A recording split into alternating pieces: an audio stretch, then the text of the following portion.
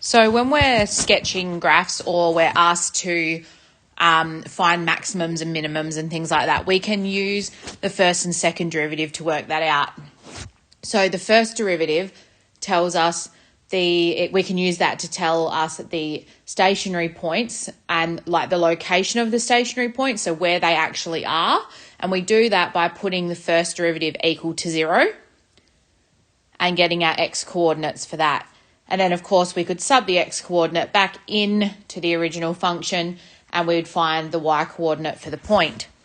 The second derivative is used to find the nature of the stationary point. So it can tell us whether it's a maximum, which is concave down, a minimum, which is concave up, or a point of inflection and a horizontal point of inflection.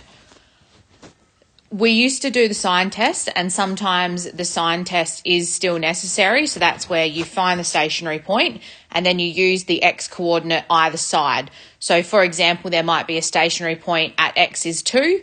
You could test x is 3 and x is 1 into the first derivative to see what gradient you get, whether it's a positive or a negative gradient, and then that tells you the shape that it's creating, and it will tell you whether it is a maximum, a minimum, or a point of inflection. So we can also use the first and second derivatives to optimize solutions. So that's looking at maximum and minimum. So the example that I'm going to go through here is looking at maximum profit. That's just one context. You could be maximizing an area, you could be minimizing a cost, all of those sorts of things, but the process is the same. It's just a different context. So the first example that we're going to look at is using calculus, sketch the curve y equals x cubed plus 3x squared, take 24x plus 20. And what I've gone through and done is I've actually listed the things that you should be looking for, or some of the things you should be looking for. So we've got the y-intercept, the behaviour of the graph as x approaches positive infinity and negative infinity, any stationary points, and then we're going to do a sketch. Now, of course, you could also find x-intercepts as an extra piece of information if that was necessary. So to find the y-intercept, it's just when x equals 0, and if we subbed 0 into this, we would end up with y as 20 because we'd have 0 cubed plus 3 lots of 0 squared, take 24 lots of 0 plus 20. That's just going to give us 20. So the y-intercept is at 0, 20. When we look for the behaviour as x approaches positive infinity and then x approaches negative infinity, we have to look at what would happen to the y value. So I always put a large number in, and I put in 1,000 into this particular function. As if we put 1,000 in, y would be going towards positive infinity as well. The number would still be getting bigger. Whereas if we were to put negative 1,000 into here, this order at the start, the x cubed, if we cube a large negative number, we end up with a negative number. So that there tells us that as x approaches negative infinity, y will also approach negative infinity. And that just gives us an indication of what the graph is looking like. So the next step is looking for stationary points. So stationary points happen when the first derivative is equal to 0. So the first thing that we would need to do is actually work out the first derivative. So if we do dy by dx, again, we're just finding the first derivative here. We end up with 3x squared plus 6x, take away 24. And then if we needed to find when that's equal to 0, we factor out the 3 because 3 goes into each of these coefficients here. And we put that equal to 0, and we can solve then using our knowledge of quadratics. So we need a number that multiplies to -8 and adds to positive 2. So we would have positive 4 and -2. So then our solutions for our stationary points are x equals -4 and x equals 2. So that's given us our x coordinates. Now we can find our y coordinates by subbing these two values back into the original function. So if we put -4 into the original function, we get 100. And if we put x equals 2 in, we get -8. So then that's our location. So we know there's two stationary points. One is at -4, 100, and the other is at 2, -8. The next step that we need to do is we actually need to find the nature. So this is, I'm going to write here, this is the location of the turning points. And then we need to do the nature. Now, to find the nature, that's working out whether it's a concave up, concave down, or point of inflection. So max, min, or point of inflection. So we need the second derivative to do this, remembering that the second derivative is just the derivative of the first derivative. So we end up with 6x plus 6.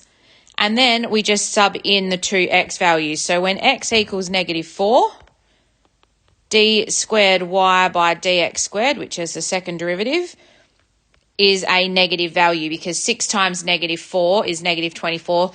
-24 plus 6 is -18. Therefore, it's concave down because when our second derivative is a negative, it's concave down, meaning it is a maximum.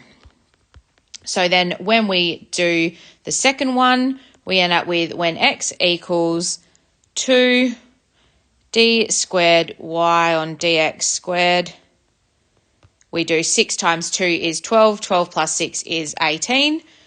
So it's positive, therefore it's concave up, meaning it is a minimum. So we know that there's a maximum at -4, 100 and a minimum at 2, -8. So now what we're going to do is we're going to see first if there's any points of inflection, and we can do that by our points of inflection. So just before we do our sketch, points of inflection are when the second derivative equals 0. So d squared y on dx squared is equal to 0. So we just need to check, though, that it is actually a point of inflection. So if we've got 6x plus 6 equals 0, then x is going to be equal to -1. And when that happens, y is equal to 46. We just substitute -1 into the original function. So our coordinate here is -1, 46. And to check that it's an inflection point, what we actually need to do is the sign test. So I'm just going to get rid of that sketch and we'll do a sketch in a second. So when we do the sign test, that's just to see what the nature of the particular points either side are. And that tells us whether or not it's a point of inflection. So when we do the sign test, if we're looking at the numbers either side of -1, and all we're doing is subbing it into the second derivative at those points because it tells us what happens. So when we've got -2, the second derivative would equal -6. At x equals -1, it's 0. And at x equals 0, it's +6.